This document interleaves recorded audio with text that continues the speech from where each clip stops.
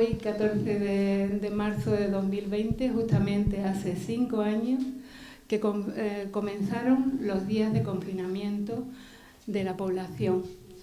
Una medida extraordinaria y de emergencia tomada por el gobierno con un aislamiento temporal impuesto a la población por razones de salud, de seguridad que nunca habíamos vivido. Un recuerdo y agradecimiento al personal sanitario, a los servicios de limpieza, a tantos profesionales que siguieron trabajando para prestar los servicios básicos a la población, como pudieron ser también el sector de la alimentación. Un reconocimiento a todos los profesionales que desde diferentes ámbitos trabajaron sin descanso, arriesgando sus vidas para luchar contra una pandemia que llegó a nuestras vidas de forma súbita y dolorosa. Este homenaje se rinde con todo respeto a las miles de personas que fallecieron en España y en el mundo entero víctimas de esta terrible pandemia del COVID-19 y en especial a los vecinos y vecinas de nuestro pueblo San Roque que perdieron la vida. Este acto, si bien no puede reparar el dolor, sí puede hacer justicia a su vida, reconociendo su contribución a nuestro pueblo, porque cada uno de ellos siguen estando en nuestra memoria, en nuestros corazones, y por ello comprendemos y nos solidarizamos con el sufrimiento de sus familiares y amigos. No estamos dispuestos a olvidar. Es por ello que con todo el cariño y la mayor solemnidad comenzamos este acto en homenaje a todos aquellos que ya no están con nosotros. Y qué mejor solemnidad que comenzar con la música, la de nuestros amigos del grupo musical Atrium, que se han querido sumar generosamente a este acto, con su arte musical, que es ese otro lenguaje, el de la música, que expresa emociones, sentimientos y valores. Os presento, ya lo habéis podido disfrutar de su música, los que habéis entrado, nos han ambientado. Os presento al cuarteto Atrium, grupo musical neoclásica. Y entre ellos os presento a Sergio del Valle en el piano, a Jesús Piña, guitarra, a Kate Amlau, violín, y a Chen Gutman, bajo. Muchas gracias. Le dais a este acto un broche muy especial y vuestro es el momento.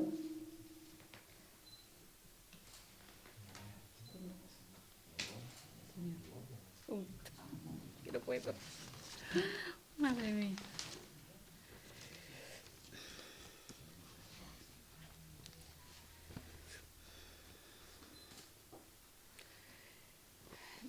¿Os corresponde? Sí. Empezar con vuestra pieza musical, la primera, y vosotros, si queréis, la presentáis, ¿vale? Bueno, este es un tema del compositor.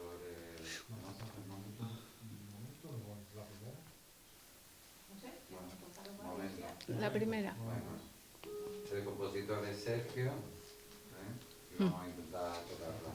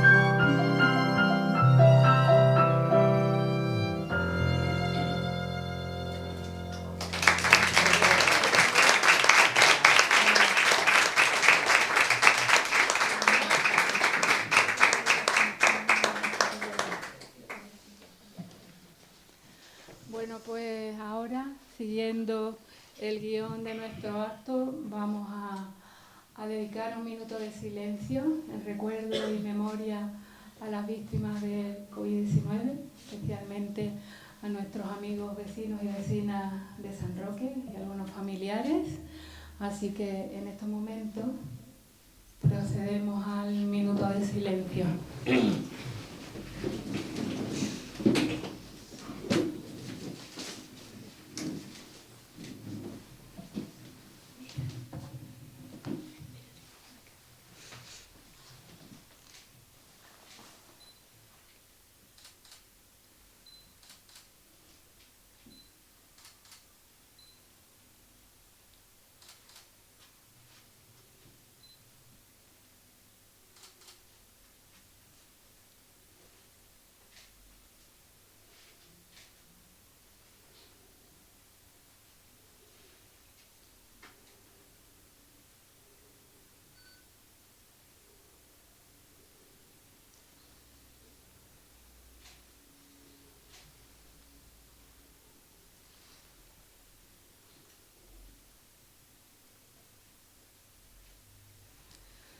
Hemos terminado. Un aplauso para todos.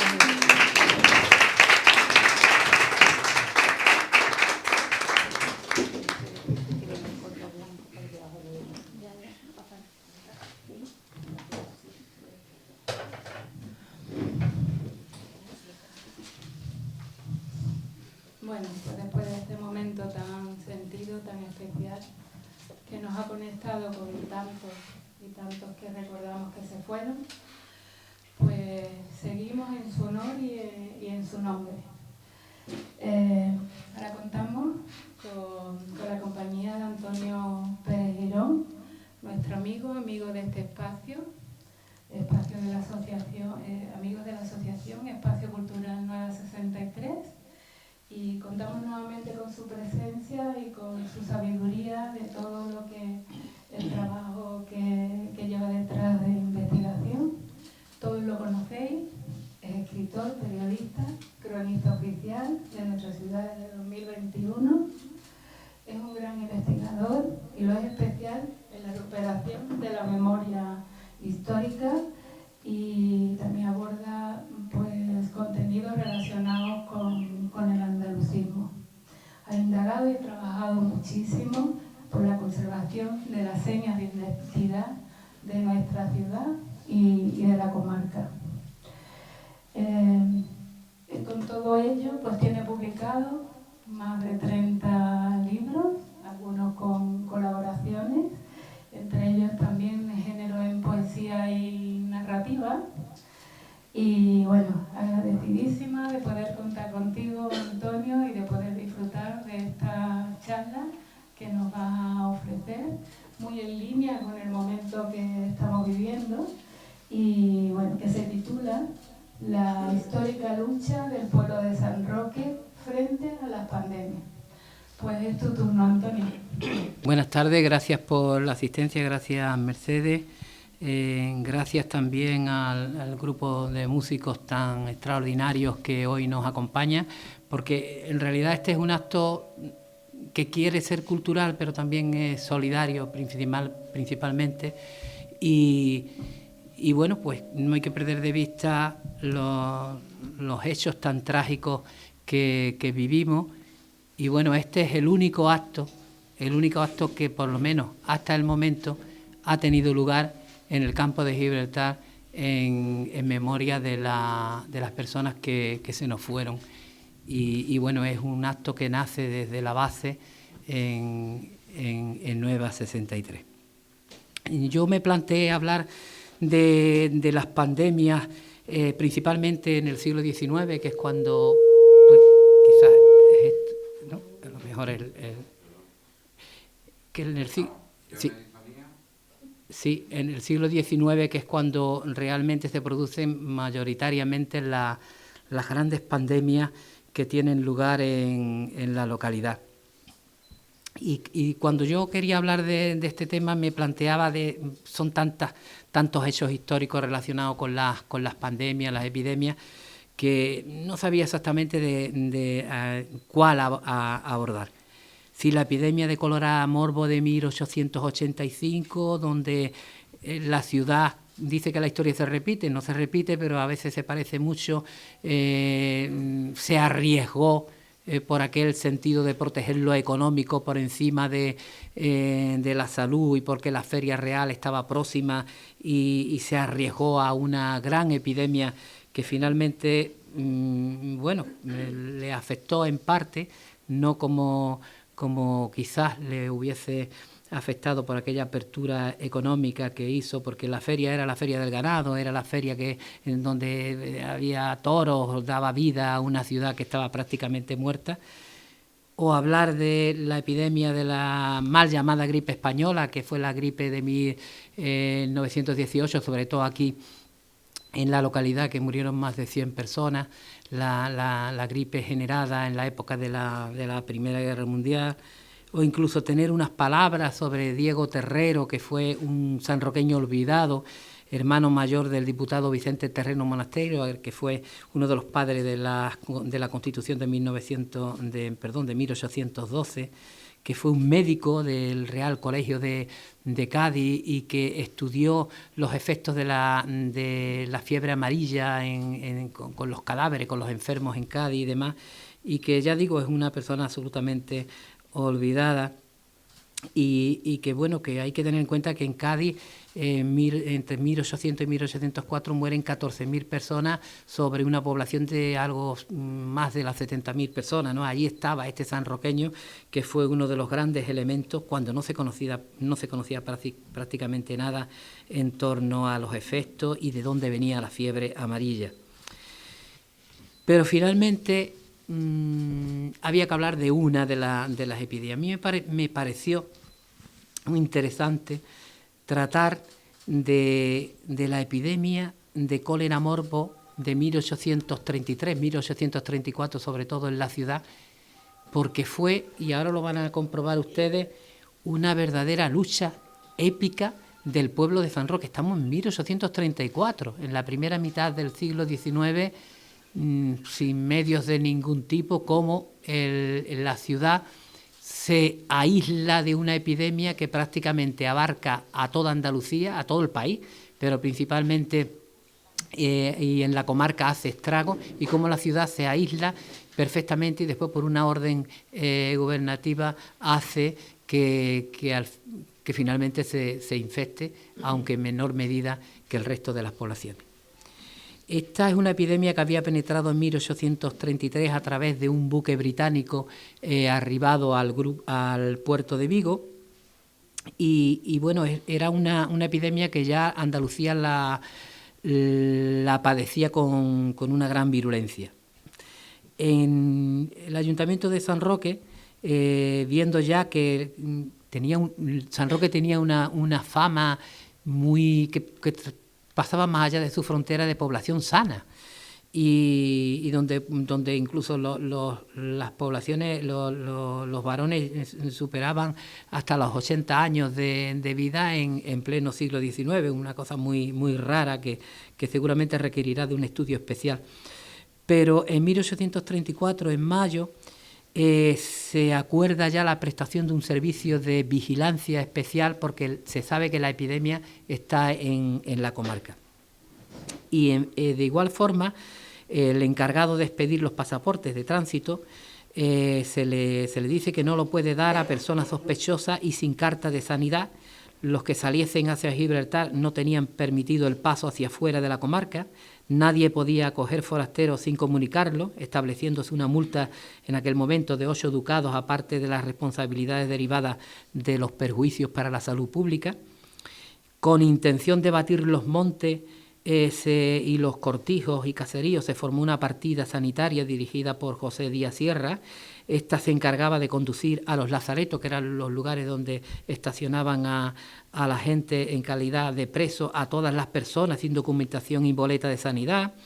Abundando aún más, se ofició a los cabos del resguardo de renta, que eran los que cobraban los recibos de la hacienda, para que reconocieran los documentos sanitarios de cuántas personas accedieran al municipio.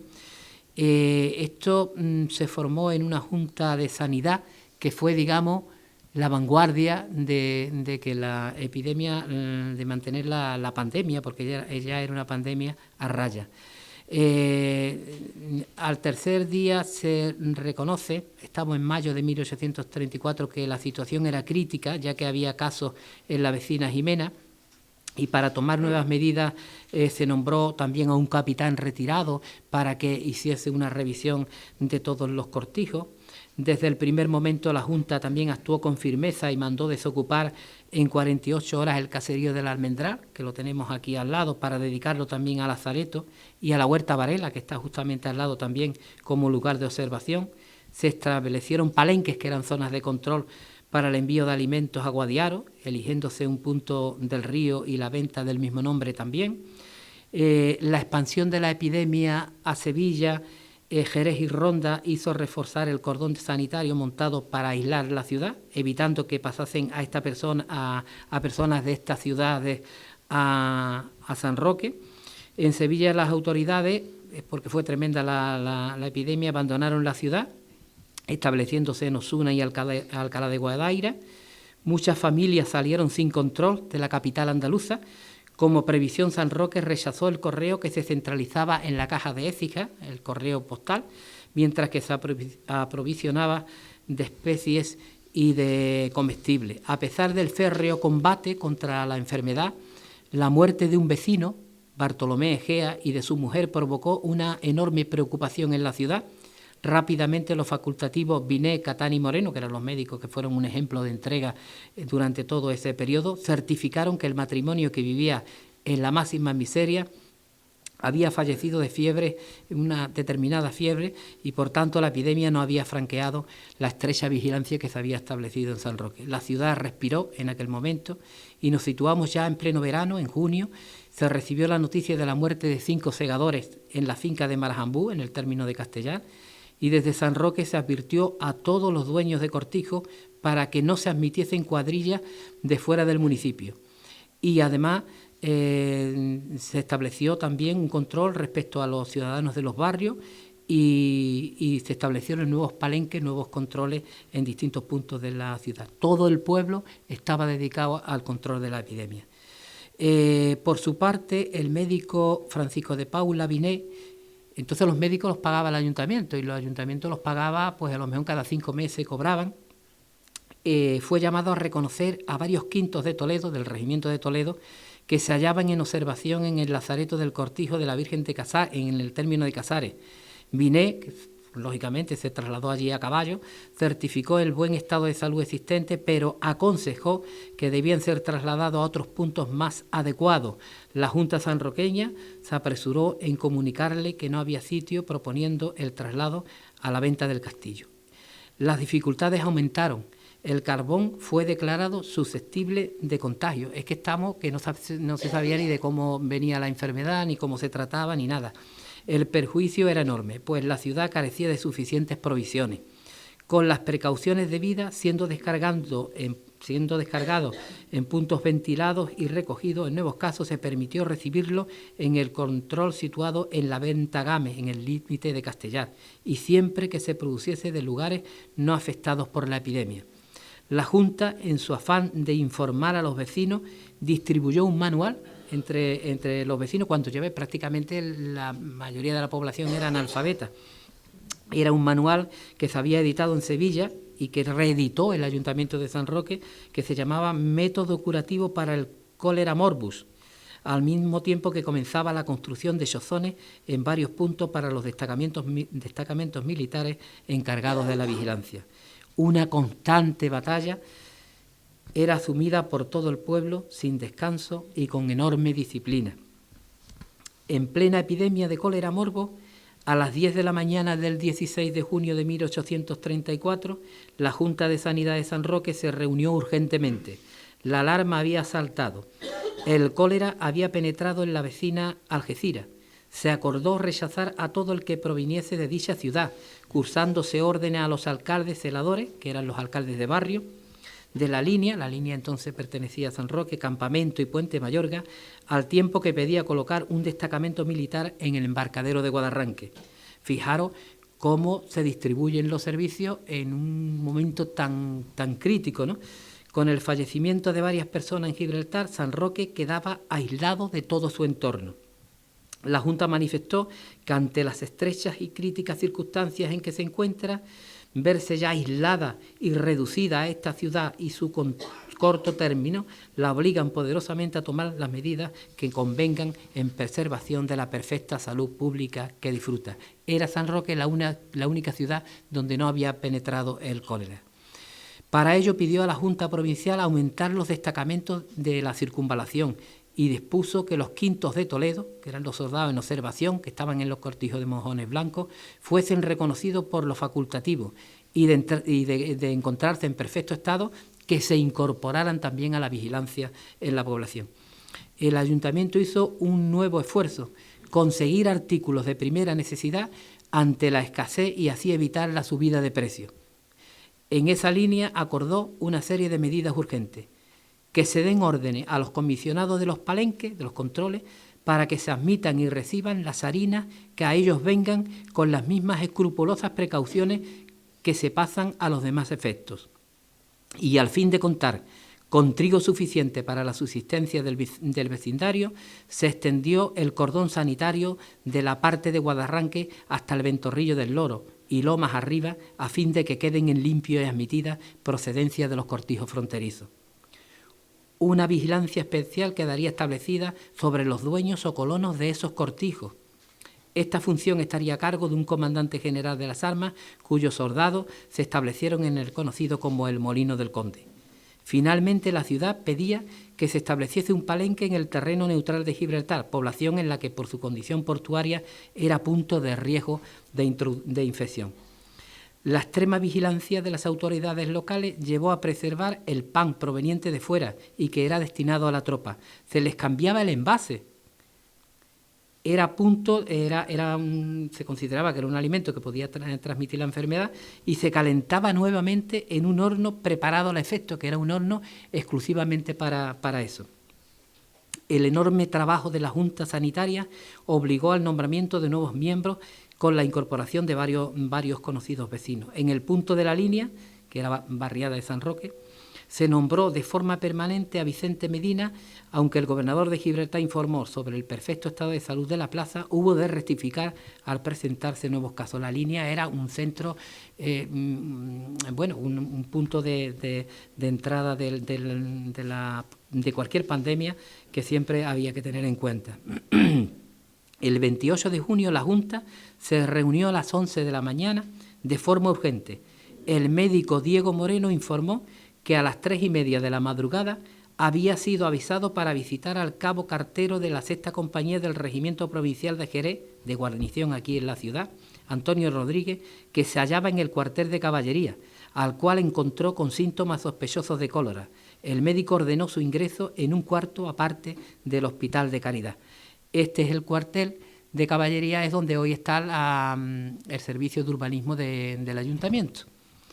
El primer médico, Francisco de Paula Biné, hay que situarse de madrugada en un San Roque, pues que no, lógicamente la luz eléctrica todavía estaba por llegar, no había ni iluminación ni nada, como había que trasladarse en completo aislamiento.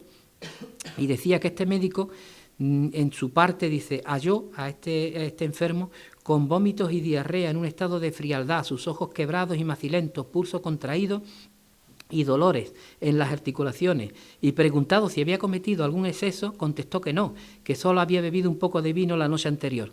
Ambos médicos, con el compañero, agregaron que en el callejón de San Gregorio se encuentra la mujer de José Almagro con síntomas que inducen a sospechar, aunque no pueden calificarlo, porque además de que estar antes achacosa, se agrega el disgusto y sensación que debe haberle producido el que un niño suyo de 5 años había fallecido por otras causas naturales. Sin venirse abajo, la Junta de Sanidad reafirmó su combate contra el cólera y a la necesidad de sofocarlo, decía en un comunicado, en sus principios, para contener sus fatales progresos, estando por tanto resuelta a ejercer toda clase de trabajos y sacrificios en justo obsequio y asistencia a la humanidad doliente, quedando de su cuidado ponerlas en práctica con la rapidez y las circunstancias que los pobres enfermos invadidos las reclamen. Volviendo a la tropa del regimiento de Jerez, cuyo cabo Cartero había sido aislado por manifestar síntomas de cólera, este pasó al cuartel de Barracones, el cuartel donde hoy está el ayuntamiento, entonces se denominaba de Barracones, porque realmente eran barracones. Esta medida del mando militar motivó la protesta del consistorio. La Junta Sanitaria Municipal consideraba que este lugar elegido por los militares no era el más adecuado, dada la cercanía a la ciudad y hallarse en terrenos pantanosos y enfermizos. El ayuntamiento ordenó al comandante de dicha fuerza que se estableciera en el Cortijo del Rocadillo, en Cartella, y que el enfermo fuese ingresado en el lazareto del Cortijo del Santísimo, el cortijo que conocemos todos, por lo menos los que somos de aquí de San Roque. Finalmente la tropa fue a parar al Pinal Rendón, que también lo conocemos, cerca del Pinal del Rey, debido a los desórdenes continuos y excesos que los soldados cometían en el caserío. El 6 de julio se tomaron nuevas medidas. Ante la pobreza de la mayor parte del vecindario, no se podían ejercer en su totalidad todos los servicios de guardia, los puntos comenzaron a ser abandonados, por lo que se optó por la formación de una partida de hombres armados para realizar esa vigilancia. De igual modo, atendiendo las órdenes de los médicos, durante los días de más calor se suministrarían helados y nieves que se puedan aplicar, decían, a determinados síntomas de la enfermedad, que no se conocían ni cómo tratar. El ayuntamiento destinó una primera partida de 500 reales, contratando la mercancía a Santiago Rotondo, dueño del Café San Felipe. El Café San Felipe fue muy famoso y duró hasta el siglo XX abierto. Fueron desinfectados los utensilios del cuartel de caballería, donde se dio el caso del cabo enfermo, y se buscaron camas y jergones para el hospital de caridad con destino a los pobres que pudieran enfermar. A pesar de todas estas previsiones, San Roque tuvo que asumir una real orden de 1 de julio que mandaba que los pueblos que estuvieran infectados se conectaran entre sí. El consistorio protestó, pues consideraba que tan solo contaba con un sospechoso, que probablemente podía o no tener la enfermedad y que estaba completamente aislado, que era este militar. Y efectivamente estaba totalmente en aislamiento. Sin embargo, no tuvo más remedio que cumplir lo ordenado por el gobierno. Esa libre circulación con las localidades infectadas hizo que comenzaran a darse los primeros casos en San Roque. Pero el ayuntamiento siguió tomando sus propias medidas para que la epidemia no se generalizase después de tanto esfuerzo y dinero invertido en este combate. Así el ayuntamiento, que tan eficazmente había actuado contra la epidemia, hubo de retirar los palenques de la Ventagame, de la Alcaidesa, aunque dejó cerrado el de Gibraltar. San Roque, la línea era un término de San Roque que controlaba el control o el palenque de Gibraltar. Los puestos de Guadarrán que se tuvieron que retranquear, la situación económica de la población alcanzó cotas alarmantes de pobreza, el fondo de los voluntarios realistas, que era lo que se cogían de impuestos, quedó extinguido, y hubo de recurrirse a lo que siempre recurrió San Roque, que era el pósito público, que era donde realmente había un capital importante para salvar la situación. Y al cesar los lazaretos fueron despedidos los trabajadores y se hubo de hacer frente a los alquileres de los edificios. Los médicos prácticamente estaban sin cobrar, hubo que destinar 600 y 400 reales respectivamente a los 2 primeros médicos y destinar un dinero también al servicio de vigilancia. La apertura de la ciudad hizo que el cólera hiciera presa en vecinos de condición humilde, realizando los médicos sanroqueños una enorme labor de asistencia. La medida gubernamental de abrir el municipio no pudo ser más equivocada. El 15 de agosto, estamos en pleno verano todavía, el vocal de la Junta de Sanidad, Cristóbal Infante, solicitó una reunión para quejarse del movimiento de gente proveniente de Algeciras, que en Algeciras fue horrorosa la enfermedad y la cantidad de muertos que que se produjeron. Solicitó esa reunión. A este respecto se insistió en que se estableciese la incomunicación con la vecina ciudad, recordando el minucioso plan que se había llevado a cabo para que el cólera no penetrase en la población. La epidemia de cólera morbo, declarada en 1833 y que al año siguiente había penetrado de lleno en la comarca, comenzaba a alejarse. La plaza de Gibraltar fue declarada exenta de la enfermedad y fueron abiertos los controles, pero hasta el 6 de septiembre de 1834 el Ayuntamiento de San Roque, entonces fronterizo con el Peñón, como he dicho, mantuvo un control sanitario que incluso se encargaba de avinagrar las cartas, le echaban vinagre a las cartas que venían de la ciudad vecina. Antes del 13 de agosto, la Junta conoció los primeros fallecimientos en San Roque, que fueron unos ciudadanos, una ciudadana, en realidad fue una vecina de Puente Mayorga, Inés Garrido, así como del contagio de otros ciudadanos. Pero la verdad es que la incidencia fue mínima en la ciudad. Ya la milicia urbana fue la que se encargó de la vigilancia. El ayuntamiento acordó para el domingo siguiente a la consideración que había acabado la epidemia, que se celebrase un solemne Te Deum, por la singular misericordia con los vecinos y bajo los auspicios y especial protección del señor San Roque, su titular patrono. A esos actos no pudo asistir el corregidor Pedro Mendoza, pues había sido una de las víctimas mortales del mal. El cadáver de Mendoza fue enterrado en una fosa del cementerio de San Miguel, cementerio de San Roque, hasta donde fue llevado su cuerpo por 4 desterrados, por temor al contagio. Y sin embargo aún se produjeron algunos casos después de oficialmente declarada el fin de la epidemia. El pueblo agradeció la protección del venerado santo, pero del venerado santo, parece que nos está escuchando San Roque. Decía que el pueblo agradeció la protección del venerado santo, pero el análisis de los acontecimientos de lo que yo les estaba comentando, por eso he elegido esta epidemia, demuestra que el señor San Roque contó con muy buenos colaboradores, con gente que se entregó en cualquier momento.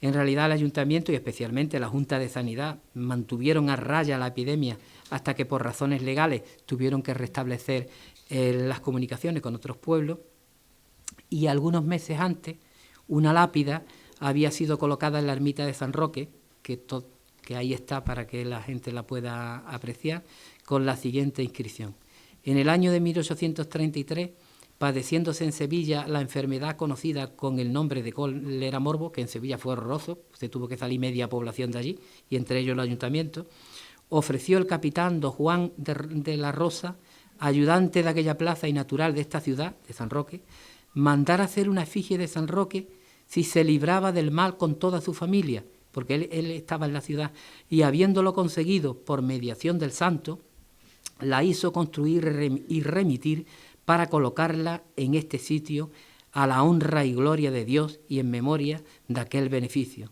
Se trata de la imagen principal que conocemos de San Roque y que sustituyó a la que destruyeron las fuerzas de Napoleón cuando entraron y saquearon la ermita y destruyeron el santo. Es la imagen que tenemos hoy en San Roque, que sale en romería y demás. Ya no quiero añadir nada más. Después el cólera morbo apareció nuevamente en la ciudad en 1854 y donde hubo especial incidencia fue en La Línea, donde principalmente hay un personaje que se merecería un monumento, que fue el cura de allí, que además elaboraba las medicinas, se preocupaba absolutamente de todo, y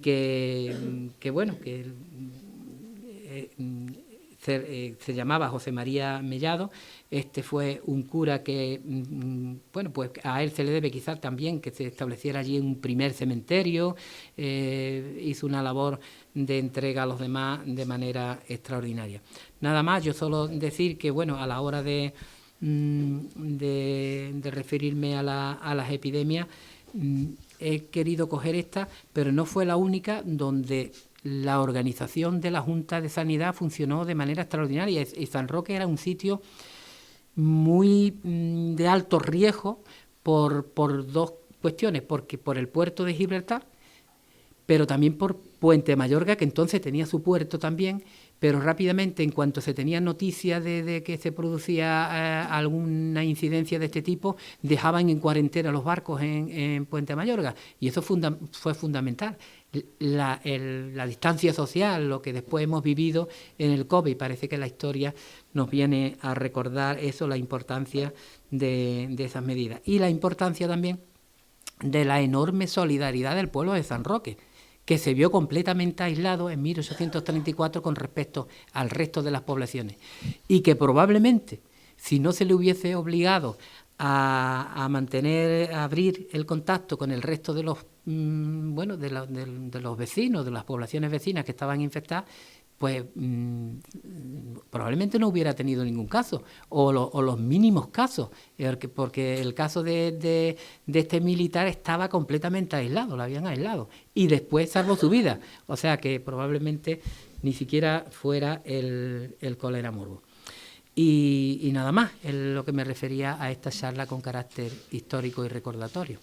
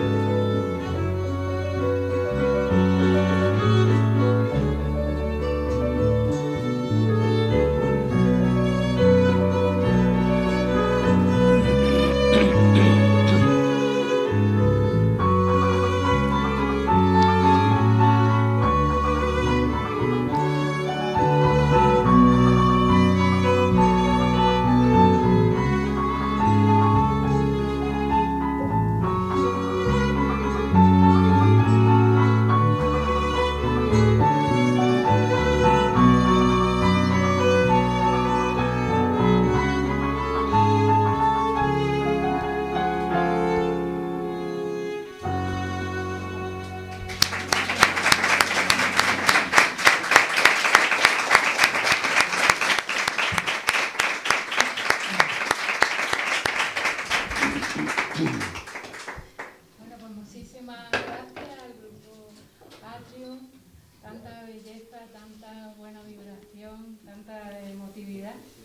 Gracias porque lo hacéis todo precioso y muy especial. Y gracias, Antonio, por esa conferencia tan, pues eso, interesante. Yo me quedé sorprendida, no puedo imaginar que casi 2 siglos antes, ¿no? Sí. Ya podían, con tan pocos medios, tanto sanitarios como técnicos, podían haber controlado aquella pandemia, lo que es, ¿no? Súper entregado, tanto a nivel político, a nivel médico, sanitario. Yo de verdad me ha gustado mucho conocer esa parte de nuestra historia tan especial, tan nuestra. ¿Cuántos habitantes Tan de San Roque? ¿Cuántos habitantes tiene esa fecha? Sobre esa fecha, sobre 9.000 y pico de habitantes. Sí.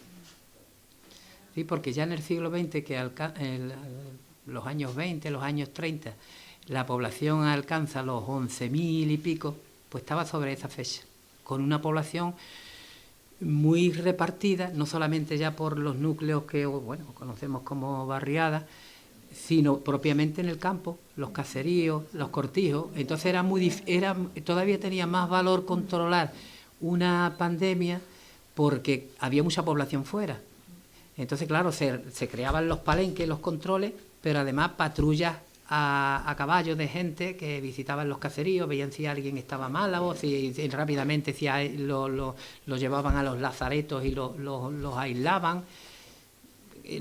Como bien decía Mercedes, para esa época, era una planificación increíble, porque además no se sabía cuando la fiebre amarilla, por ejemplo, el médico sanroqueño que además llegó a escribir el hermano de Terrero Monasterio, el médico, llegó a escribir un manual médico, o sea, estuvo viendo a los enfermos a riesgo de su vida en Cádiz. Fue increíble. Bueno, es uno de los grandes desconocidos, de los grandes sanroqueños desconocidos, porque el hermano sí, porque fue uno de los redactores de la Constitución, pero su hermano Diego realmente aquí ha pasado sin pena ni gloria, ¿no?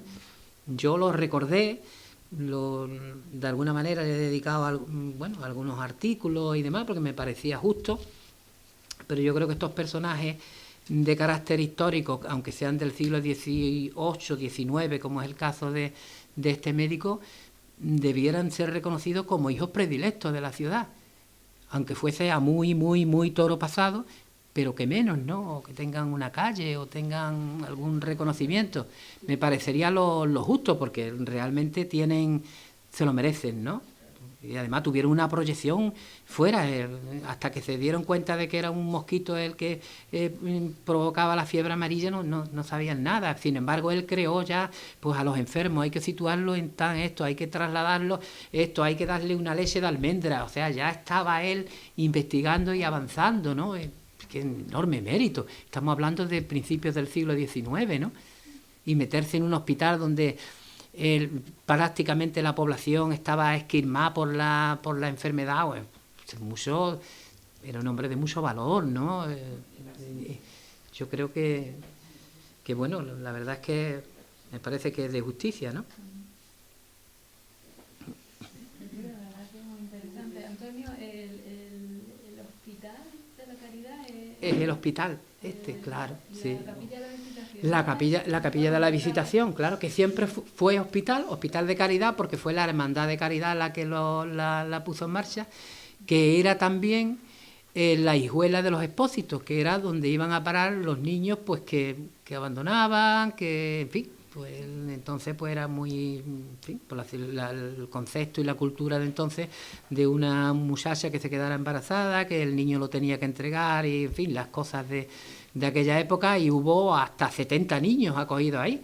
Y entonces había una ama nodriza que estaban a sueldo del ayuntamiento, que eran las que daban de mamar a estos niños, que además las pasaban canuta para que les pagaran, porque es que no cobraban ni los médicos y los maestros los pagaba el ayuntamiento. Y el ayuntamiento pues no tenía ni la refinería, ni tenía Sotogrande, ni tenía nada por el estilo, y se veía el negro. Eran gente que la verdad bueno, pues yo me imagino ese médico a caballo, a un cortijo, y meterse sin saber lo que se iba a encontrar allí. Sí, claro, yo creo que son gente que bueno, quedarán, o por lo menos trataremos que queden en la historia, ¿no? Porque es lo de justicia, ¿no? Pues sí, Antonio, yo cuando te he oído de leer la inscripción de la placa... Es que está allí en la ermita. Bueno, no sabes cuántas veces se lo he oído yo a mi madre, se la sabe de memoria. Seguro, claro. La estamos repitiendo. Claro, porque la familia del capitán es que es que no les afectó la enfermedad, ni a él ni a sus niños. Entonces, claro, él era de San Roque y quería mucho a su pueblo, fue de los que permaneció dentro de la militar, claro, permaneció dentro de Sevilla, toda la población de Sevilla se esparció.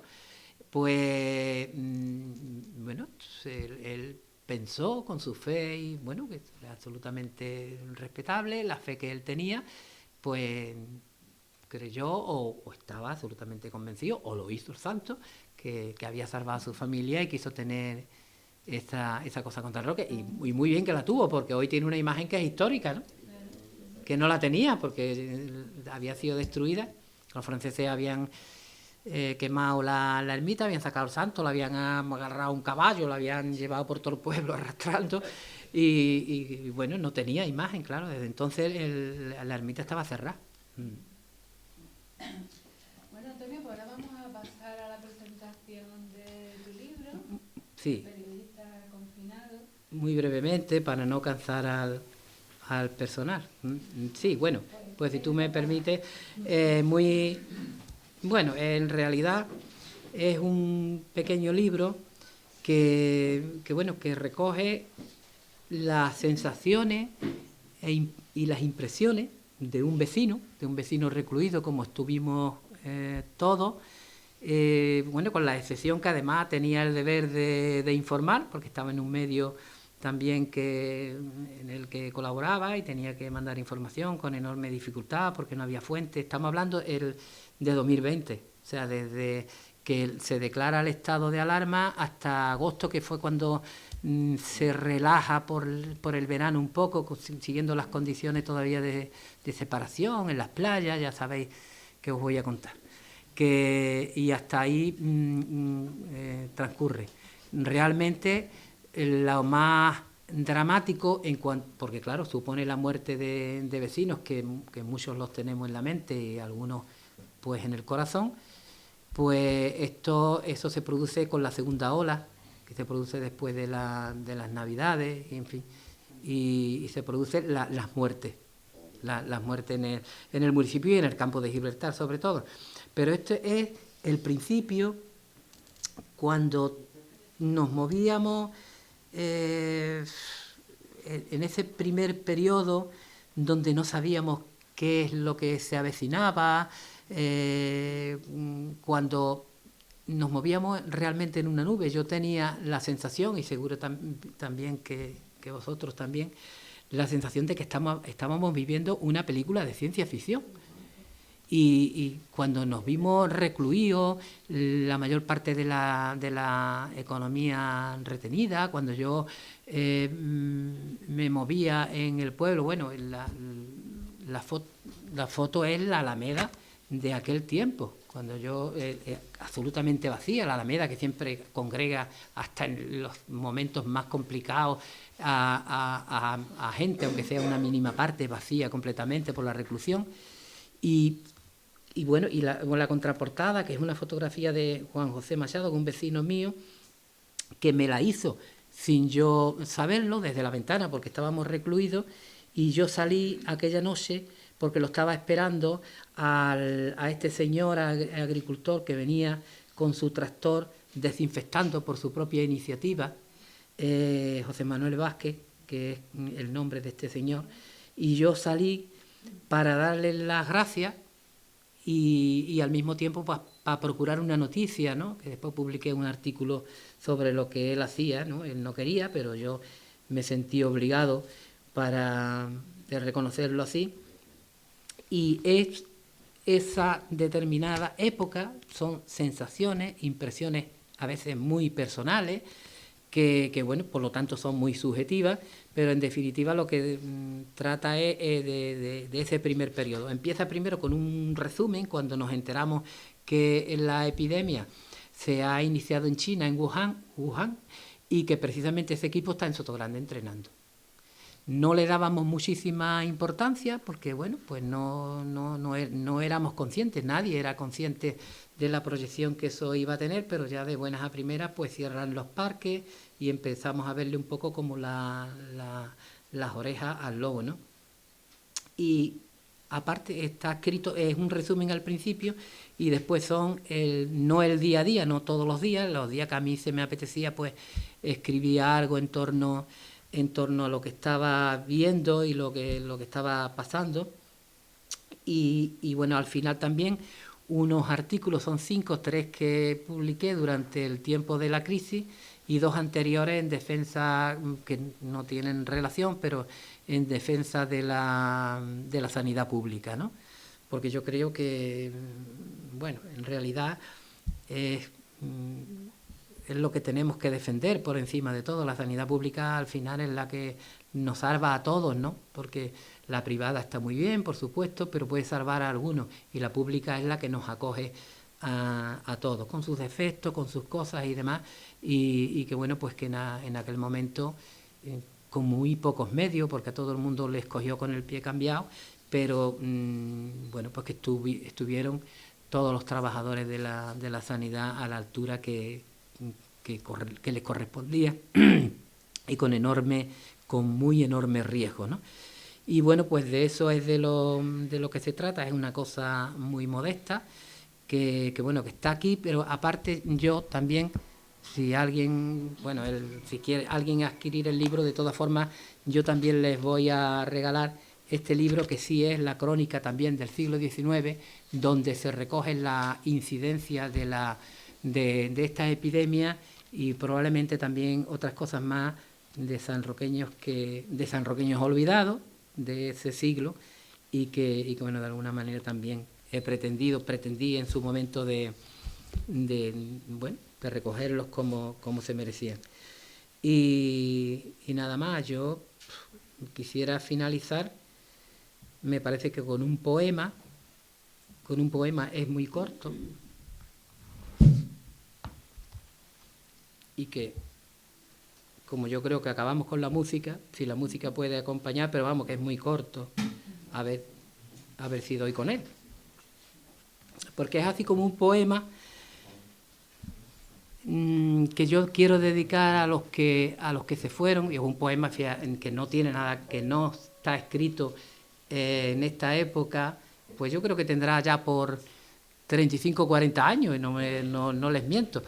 Y que está recogido, bueno, pues está recogido en uno de mis libros de poesía, se llama Los Muertos, y está escrito, tiene una introducción con un verso de Antonio Gala que dice: son demasiados muertos para una sola vida. Y dice así, es muy corto. Iba dedicado a los que nos dejaron. A orillas del silencio van con sus heridas. Prepara, Señor, un extenso sudario, un puerto donde anclen sus manos de arcilla. ¿A dónde van sus voces? Esas sonrisas que llenaron nuestras vidas. Un muerto es una ausencia enorme, un vacío respirado amargamente. Gracias.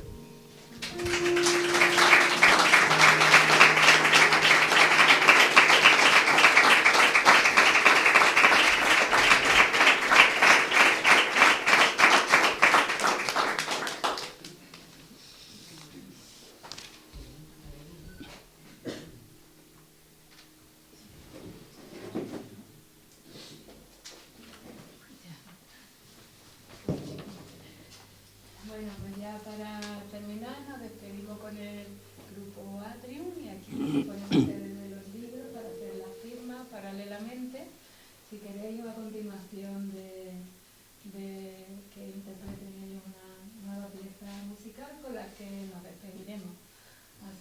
lo vivamos intensamente, que ha quedado todo muy bonito y bueno, agradecidísima a todos, a Antonio, al Grupo Atrio, a todos vosotros que nos habéis acompañado, dándonos calor en estos actos y dándole sobre todo mucho sentido.